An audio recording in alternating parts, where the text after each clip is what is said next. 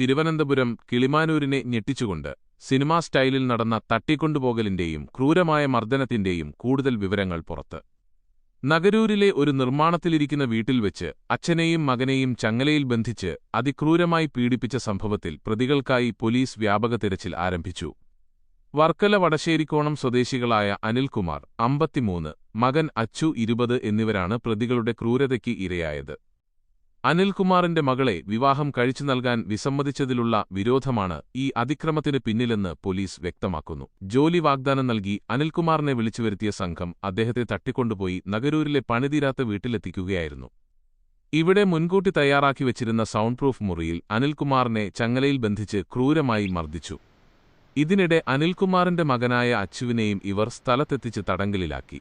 മർദ്ദനത്തിനിടെ അക്രമികൾ അനിൽകുമാറിന്റെ കൈ തല്ലിയൊടിക്കുകയും പ്ലെയർ ഉപയോഗിച്ച് മകൻ അച്ചുവിന്റെ വിരലുകൾക്ക് ഗുരുതരമായി പരിക്കേൽപ്പിക്കുകയും ചെയ്തു.